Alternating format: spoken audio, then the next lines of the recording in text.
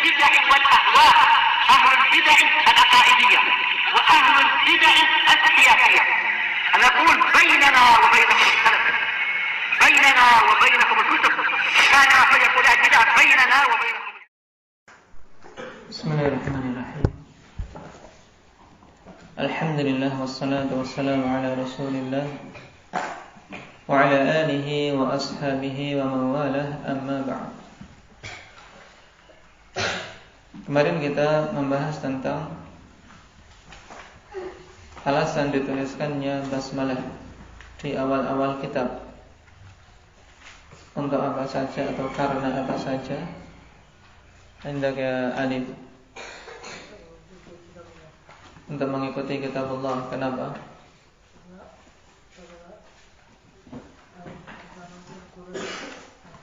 Nah, karena Allah Subhanahu wa ta'ala mengawali surat pertama dalam Al-Quran dengan basmalah. Terus yang kedua,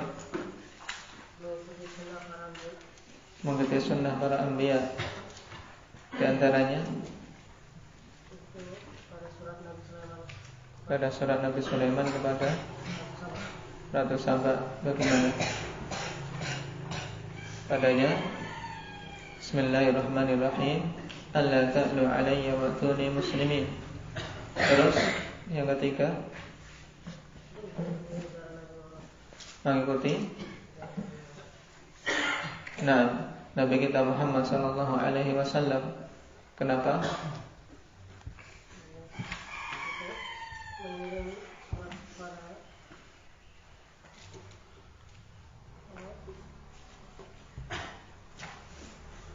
Karena Nabi sallallahu alaihi wasallam ketika menulis surat yang dikirim ke penguasa-penguasa negeri mengawali dengan Bismillahirrahmanirrahim.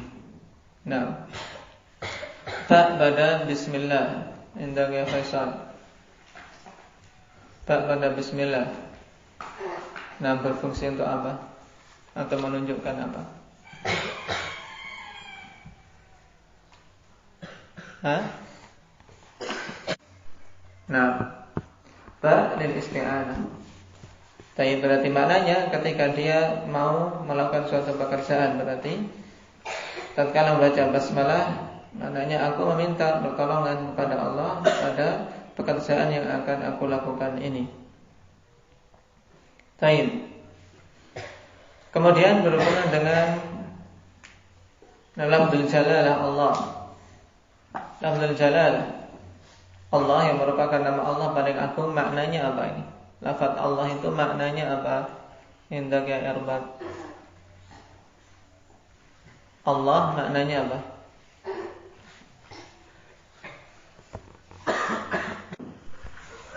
Baik. Allah bermakna maklum, yaitu al-ma'bud. Dalam bahasa kita artinya yang diibadahi. Berarti kalau kita menyebut nama ini Allah, berarti maknanya kita menetapkan bahwasanya Dia adalah satu-satunya zat yang diibadahi. Baik. Nah, adapun Ar-Rahman dan Ar-Rahim, dua nama yang terdapat padanya penetapan apa? Rifki? Sifat rahmah. Bedanya?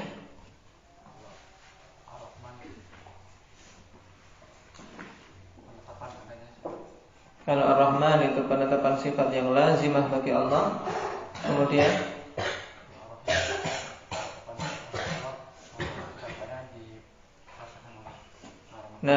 itu Ar-Rahim, yaitu penetapan sifat rahmat yang muta'addi.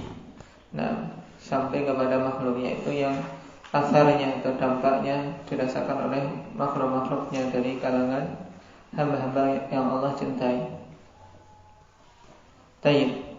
Dan terakhir kemarin pembahasan mengenai Alhamdulillah. Baik. Alhamdulillah ada berapa bacaan? Indah ya Arif. Dua itu dengan rafa, dengan nasab. Kalau dengan rafa berarti maknanya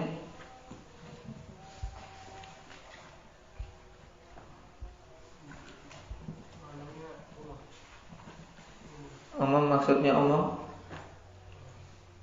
itu artinya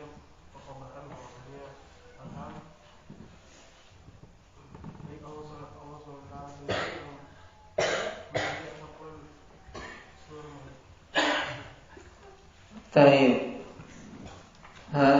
Yang Zakaria. Ada qiraah rafa alhamdulillah maknanya. Baik.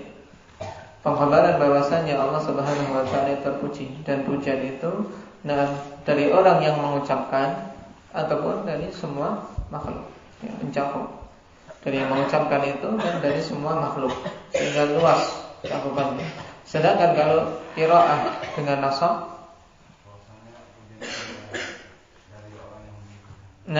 bahwasanya pujian itu dari orang yang memujinya saja, itu yang mengucapkan itu alhamdulillah. Baik.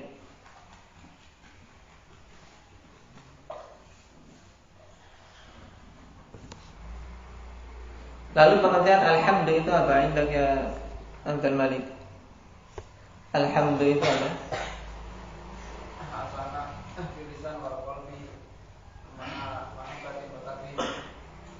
Baik. Kemarin ada pengertian yang lebih bagus. Agar tidak terulang karena alham ya sana. Baik. Apa kemarin pengertiannya? Apa bahasa Ain?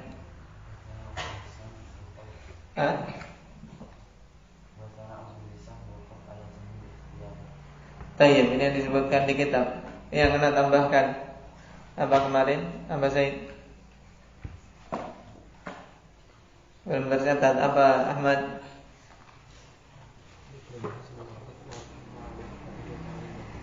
Tayyib, dzikru mahasinil mahmud ma'a mahabbatin wa ta'zimin, yaitu menyebutkan kebagusan-kebagusan yang dipuji disertai dengan mahabbah dan ta'zim.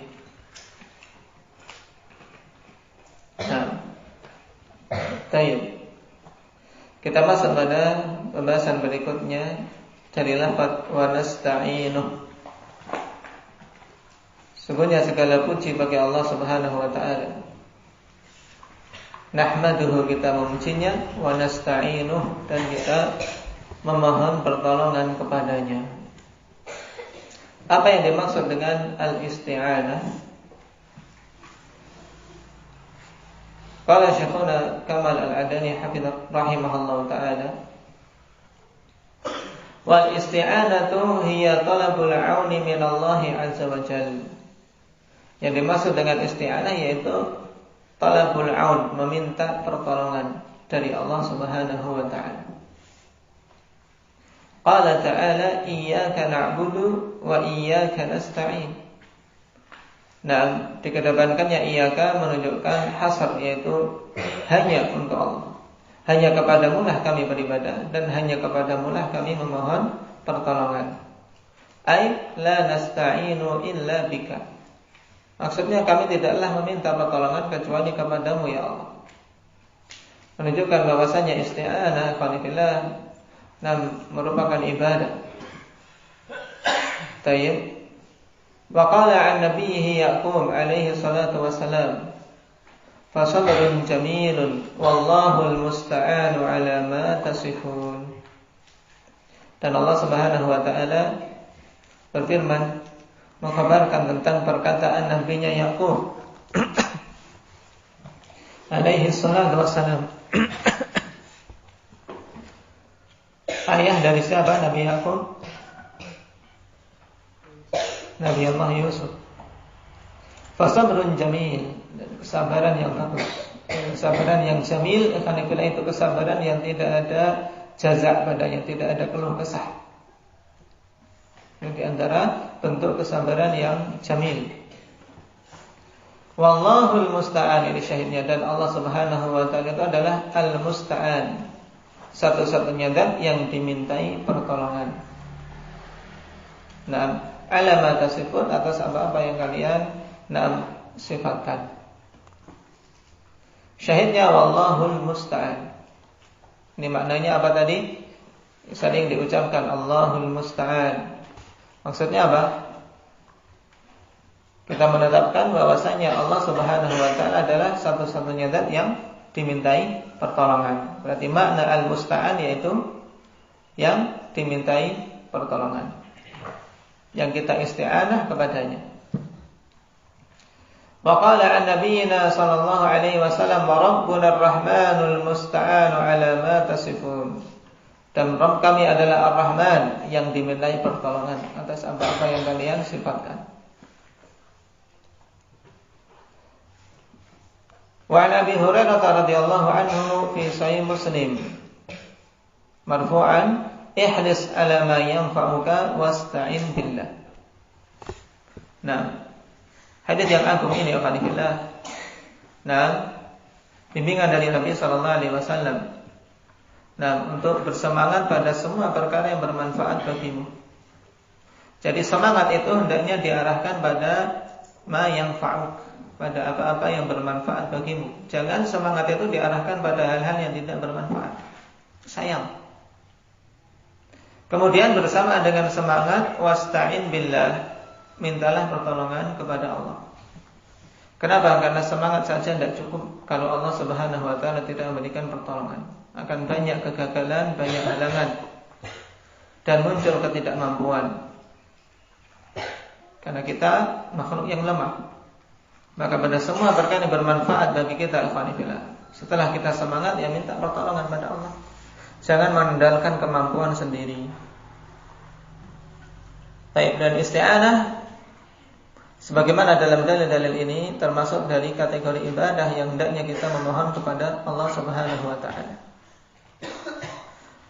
Lalu apa hukum isti'anah kepada makhluk? Isti'anah atau minta tolong kepada makhluk apabila terpenuhi 3 syarat utama, maka itu diperbolehkan. Apabila salah satu dari 3 syarat ini tidak ada, maka terlarang dan masuk kategori syirik. Yaitu syarat yang pertama, yang dimintai tolong itu harus hayyun. Yang hidup. Itu seorang yang hidup. Berarti kalau minta tolong kepada mayit, maka ini hukumnya syirik. Kemudian yang kedua, hadirun. Yang dimintai pertolongan itu hadir. Hadir, tahu, melihat atau mendengar. Sehingga ketika dia mendengar walaupun jaraknya jauh, misalnya dengan telepon. Ini hukumnya seperti hadir. Tapi kalau seseorang yang tidak hadir,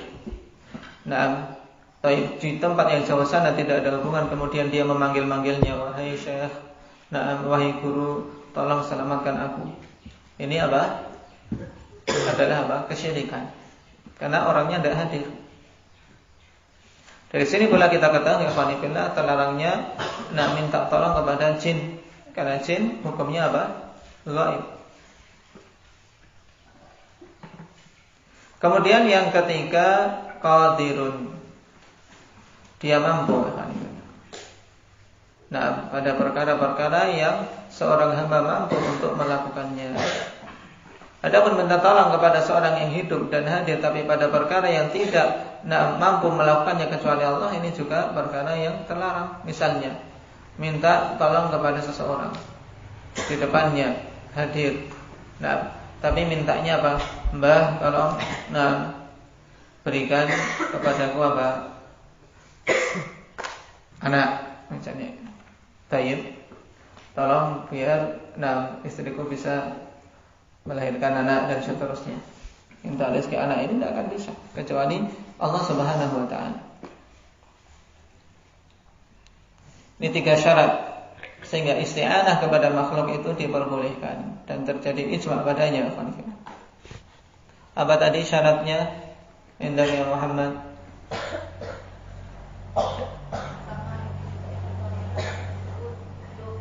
Yang pertama, yang diminta pertolongan hidup.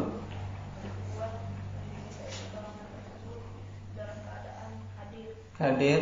Yang ketiga,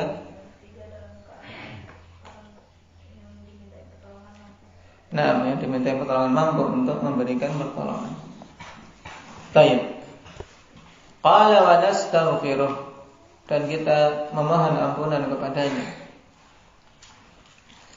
Wal istighfaru at-taubatu minadz dzanbi ma'a tadammuniha al-maghfirah min Allah azza wa jalla. wa huwa mahwud dzanbi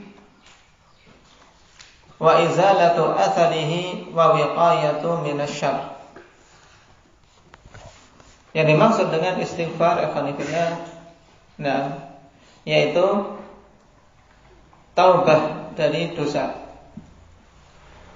Taubat dari dosa bersamaan dengan terkandung di dalam hal tersebut pengampunan dari Allah Subhanahu wa taala, yaitu minta pengampunan dari Allah. Yaitu bertaubat dan minta ampunan. Yang dimaksud dengan maghfirah yang kita minta kepada Allah Subhanahu wa taala yaitu mahwud dzanbi wa izalatu athari, yaitu minta apa? Agar dosa dihapus. Dosa dihapus dan agar dampak dari dosa tersebut dihilangkan, karena dosa itu mesti ada dampaknya. Di antara dampak yang sangat nyata yaitu dititikkannya noda hitam pada hati-hati kita.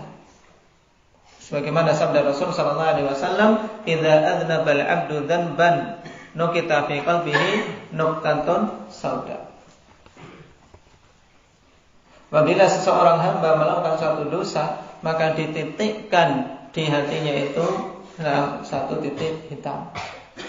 Kalau kemudian dia meraja wastaghfar, dia rujuk kepada Allah istighfar, sukila qalbu. Sukila qalbu, maka hatinya dibersihkan lagi. Dan ini dimaksud izalatu athari, dihilangkannya athar, dampak dari dosa itu, terutama yang ada di hati. Dan dampak-dampak lain yang disebutkan oleh Ibnu Qayyim rahimahullah taala secara panjang lebar dalam kitab beliau yang beliau sangat bagus membahas tentang dampak dari dosa ini. Dalam kitab Ad-Da' wa Dawa. Kitab ini bagus untuk kita memperbesar rasa khawatir terhadap dampak suatu dosa. Karena memang kitab ini diminta oleh seseorang untuk dituliskan karena dia memiliki penyakit yaitu kecondongan kepada maksiat, condong kepada syahwat.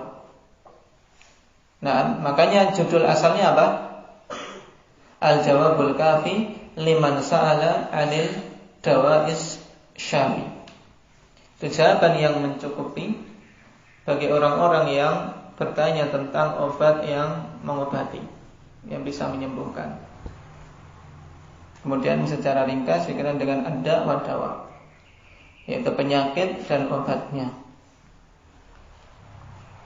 Di antara sumber segala penyakit dosa. Kemudian juga kandungan dari istighfar adalah wa wiqayatun minasyarr, yaitu perlindungan dari kejelekan. Jadi dosa dihapus, dampaknya dihilangkan dan dijaga dari kejelekan-kejelekan. Makanya hendaknya kita banyak-banyak beristighfar karena ini amalan yang agung. Amalan yang agung. Kita perbanyak untuk beristighfar. Yang Rasul sallallahu alaihi wasallam katakan, "Tuba liman wujida fi sahifatihi istighfaran katsira." Sungguh beruntung bagi orang yang didapati di lembaran catatan amalannya istighfar yang banyak. Istighfar yang banyak. Dan ini adalah nasihat para anbiya, Nabi Nuh alaihi salam dan nabi-nabi yang lain. Juga Nabi kita Muhammad sallallahu alaihi wasallam sendiri mencontohkan ikhwanillah, ya ayuhan nas tubu ilallah wastaghfiruh fa inni atubu ilaihi fil yaumi mi'ata marrah. Terus seharinya ikhwanillah tidak kurang dari 100 untuk membaca istighfar. Wa natubu ilaihi, dan kita bertobat kepadanya. Apa yang dimaksud dengan taubat? Wa taubatu hiya an-nadmu ala ma salafa min adz-dzambi wal iqla'u anhu fil hali wal azmu ala alla ya'uda ilaihi fil mustaqbal wa yuzadu fi huquqin nasi raddul madhalimi ila ahliha. Yang dimaksud dengan taubat adalah penyesalan atas apa-apa yang telah lewat dari dosa. Jadi tidak ada taubat kalau tidak menyesal, ya Fani. Oleh karena itulah awal suatu perbaikan kalau dia tahu itu suatu kesalahan sehingga dia menyesal. Makanya dari sini kita katakan kenapa kau ahlul bidah mereka terhalangi dari taubat, sebab tidak ada penyesalan. Bahkan mereka apa? Mereka bangga dengan perbuatan bid'ahnya. Tatkala diperingatkan mencak-mencak marah. Ini ibadah kalau dikatakan maksiat. Ini ibadah kalau dikatakan bid'ah. Tidak terima. Jadi, taubah an-nadmu ala ma salafa min adz-dzanbi. Kemudian wal iqla'u anhu fil hal, dan mencabut dari dosa tersebut fil hal, dengan serta-merta pada saat itu juga. Kalau dia tahu itu dosa, maka hendaknya segera mencabut saat itu juga. Fil hal sama dengan istilah alal faur. Dengan serta-merta. Wal azmu ala alla ya'uda ilaihi fil mustaqbal, dan bertekad untuk tidak kembali kepada dosa tersebut di waktu yang akan datang. Dan ini 3 syarat utama taubat. Nadam wal iqla wal azm. Penyesalan, kemudian mencabut diri dari dosa itu, dan tekad untuk tidak mengulang. Wa yuzadu fi huquqin nas, dan ditambahkan pada dosa berhubungan dengan hak-hak manusia, raddul madzalimi ila ahliha, mengembalikan perkara-perkara yang telah dia zalimi kepada pemiliknya. Baik, kalau itu berupa pemukulan, ya minta keikhlasan. Kalau itu berupa pengambilan barang, maka dia mengembalikan, dan seterusnya. Raddul madzalim. Qala subhanahu wa ta'ala, walladzina idza fa'alu fahishatan aw dhalamu anfusahum dzakarullaha fastaghfiru lidzunubihim wa may yaghfiru dzunuba illallah wa lam yusirru 'ala ma fa'alu wa hum ya'lamun. Dan orang-orang yang apabila mereka melakukan perbuatan dosa atau menzalimi diri mereka sendiri, mereka mengingat kepada Allah, kemudian istighfar untuk dosa-dosa mereka, minta ampunan untuk dosa-dosa mereka. Dan tidak ada yang mengampuni dosa-dosa kecuali Allah. Di sini man bermakna nafi, ai la yaghfiru dzunub illallah. Tidak ada yang mengampuni dosa-dosa kecuali Allah. Walam yusirru ala ma fa'alu wa hum ya'lamun, dan mereka tidak terus-menerus. Ini apa? Syarat iqla'. Harus mencabut diri. Tidak boleh dia terus-menerus di atas perkara yang mereka lakukan dalam keadaan mereka tahu itu dosa. Nah, ini adalah sifat yang Allah Subhanahu wa ta'ala sebutkan dalam surat Ali Imran tentang hamba-hambanya yang bersegera. Saya bersegera melakukan kebaikan.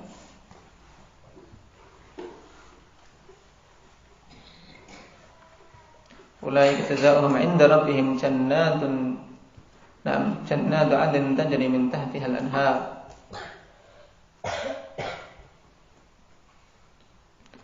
Wa qala ta'ala ya ayyuhalladzina amanu. Di sini wa qala ta'ala wa tubu ilallahi jami'an ayyuhal mu'minun la'allakum tuflihun. Dan bertobatlah kalian kepada Allah secara keseluruhan. Itu kalian semua hendaknya bertobat kepada Allah. Wahai orang-orang yang beriman, agar kalian itu beruntung. Nah, tobat merupakan sebab keberuntungan. Kenapa? Karena dengannya dosa-dosa terhapus. Baik. Dan taubat serta istighfar, kalau disebutkan secara bersamaan, maka taubat itu berhubungan dengan dosa-dosa yang telah lewat, meminta kepada Allah Subhanahu wa ta'ala agar dosa-dosa yang telah lewat itu diampuni. Sedangkan istighfar terkandung di dalamnya yaitu agar mendapatkan penjagaan dari kejelekan-kejelekan dan taufik agar tidak terjatuh kembali dalam dosa. Ini kalau disebutkan bersamaan. Kalau disebutkan sendiri-sendiri, maka masing-masing mencakup makna keduanya. Dan perkara istighfar, perkara yang penting. Nah, di antara hal yang menjadi penghalang turunnya bala ikhwanifillah yaitu ketika suatu kaum mereka banyak istighfar. Wa kana Allahu liyu'adzibahum wa anta fihim wa ma kana Allahu mu'adzibahum wa hum yastaghfirun. Allah tidak akan mengadab mereka dalam keadaan engkau wahai Nabi berada di tengah-tengah mereka. Dan Allah tidak akan mengadab mereka dalam keadaan mereka beristighfar. Ini dua penghalang turunnya adab. Nah, adanya Nabi di tengah-tengah suatu kaum dan apa? Tatkala kaum tersebut beristighfar. Dan pada saat kita ini sebab yang pertama sudah tidak ada karena Nabi sudah wafat, berarti tinggal satu, ikhwanifillah, perbanyak istighfar. Perbanyak istighfar. Nah, sehingga tidak perlu khawatir dengan berita-berita yang banyak disebar tentang tsunami ini dan itu. Nah, berbanyak istighfar. Minta kepada Allah Subhanahu wa taala ampunan. Dan apa yang terjadi akan terjadi. Nah, tapi orang-orang yang berada di atas keimanan, semua yang ditetapkan bagi mereka adalah kebaikan. Qala wa na'udzu billahi min syururi anfusina wa min sayyiati a'malina. Dan kita memohon perlindungan kepada Allah dari kejelekan jiwa-jiwa kami dan kejelekan amalan-amalan kami. Yang dimaksud dengan isti'adzah apa? Disebutkan wa na'udzu billah. Wal isti'adzatu maknanya talabul aud, yaitu al-imtina' billahi azza wa jalla wal iltija' ilaihi. Itu al-imtina'u billah, berlindung kepada Allah Subhanahu wa taala. Dan iltija' ilaihi sama, yaitu bersandar kepada Allah. Maksudnya isti'adzah berarti kita minta perlindungan kepada Allah Subhanahu wa taala agar Allah melindungi kita. Wa qur rabbi a'udzu bika min hamazati syayatin. Allah perintahkan kepada kita, katakanlah Rabbi wahai Rabb, a'udzu bika, aku meminta perlindungan kepadamu min hamazati syayatin, dari bisikan-bisikan syaitan.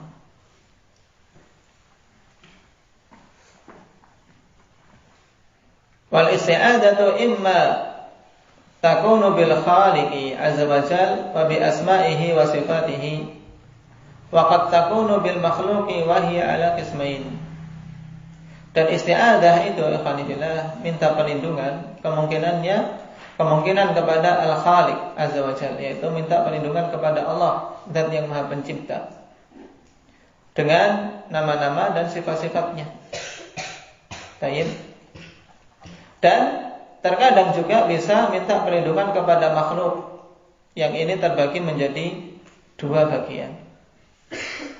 Yang pertama jaizah, fima yaqdiru alaihi al-insan. Nah, yang isti'adzah yang diperbolehkan, minta perlindungan yang diperbolehkan, yaitu pada perkara-perkara yang manusia mampu untuk memberi perlindungan. Misalnya minta perlindungan dari apa? Dari hewan buas masuk ke rumah orang, tolong. Atau minta perlindungan dari perampok, minta perlindungan kepada polisi dan seterusnya. Ini pada hal-hal yang mampu. Dan tentunya syaratnya sama dengan masalah isti'anah tadi, ikhwanifillah, antakuna hayyan qadiran hadiran. Itu adalah seorang yang hidup, mampu dan hadir. Yang kedua, isti'anah yang sifatnya syirkiyah, fima la yaqdiru 'alaiha al-insan. Minta perlindungan yang sifatnya syirik, yaitu pada hal-hal yang manusia tidak mampu untuk melakukannya. Misalnya minta perlindungan dari bala. Datang ke tepi laut bawa sesajen, minta perlindungan kepada Nyi Roro Kidul agar jangan dimunculkan tsunami misalnya. Tolonglah jangan sampai ada tsunami dan seterusnya. Ini syirik.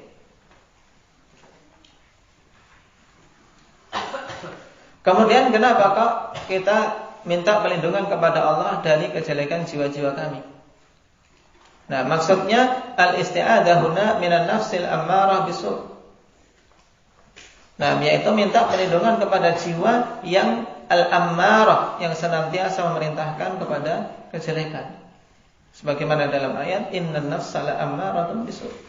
Jiwa itu senantiasa memerintahkan kepada keburukan. Kalau kita kalah sudah dengan jiwa kita sendiri, maka apalagi dengan musuhnya dari luar. Dan memang terasa terkadang kita ingin sesuatu kebaikan dimunculkan apa? Keinginan-keinginan buruk. Keinginan-keinginan buruk. Baik. Ingin mengucapkan suatu yang baik, tiba-tiba muncul sesuatu dorongan untuk berucap yang buruk dan seterusnya. Nah, makanya banyak-banyak kita juga minta perlindungan dari kejelekan jiwa-jiwa kita ini. Nah, ini nafsun ammarah bisu'. Wa hunaka nafsun lawwamah. Dan di sana ada 6 jiwa yang lain, alhamdulillah. Karena jiwa manusia ada beberapa macam. Ada an-nafsul ammarah bisu' yang senantiasa memerintahkan kejelekan, dan ada nafsul lawwamah. Wahia tandamu ala fi'lin danbi wa tatahassaru ala irtikabi. Nah, yaitu jiwa yang menyesali perbuatan dosa dan merasa sedih atas atas jatuhnya dia di dalam dosa tersebut. Kok bisa sampai dia melakukan dosa tadi? Ini lawwamah. Dinamakan lawwamah karena dia terus-menerus menyalahkan dirinya. Menyalahkan dirinya, mencela dirinya. Kenapa kok aku sampai bisa seperti ini? Nah, tayyib la uqsimu bi yaumil qiyamah wa la uqsimu bin nafsil lawwamah. Wa hunaka nafsun mutmainnah, dan di sana jenis jiwa yang ketiga yang paling bagus yaitu nafsun mutmainnah, yaitu jiwa yang tenang di atas peribadatan kepada Allah Subhanahu wa taala. Baik. Nah, ini berhubungan dengan jiwa kita. Jadi manusia al-qanifillah ya terbagi jadi 3 sebagaimana ada 3 jenis jiwa ini. Ada yang memang ammarah bisu', pokoknya semua keburukan yang dia terjang. Ada yang lawwamah, kadang jatuh kemudian menyesal tobat, besok lagi jatuh di lubang yang lain, menyesal bertobat. Demikian perjuangan seorang yang memiliki nafsul lawwamah. Tapi ini masih khair selama dia terus-menerus kembali kepada Allah. Dan di sana ada nafsul mutmainnah yang ini paling bagusnya, yang Allah Subhanahu wa taala katakan di dalam akhir surat Al-Fajr. Ya ayyuhan nafsul mutmainnah irji'i ila rabbiki radiyatan mardiyah.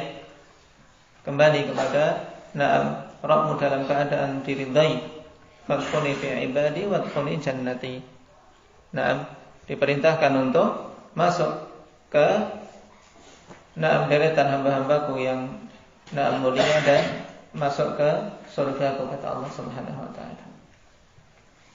Tayyib. Ini beberapa ta'liqat dan faedah seputar isti'anah, istighfar dan isti'adah. Ingat-ingat. Adapun pembahasan berikutnya insyaallah kita ambil pada pertemuan yang akan datang. Nasallallahu taufiq wassalam walhamdulillahirabbil alamin.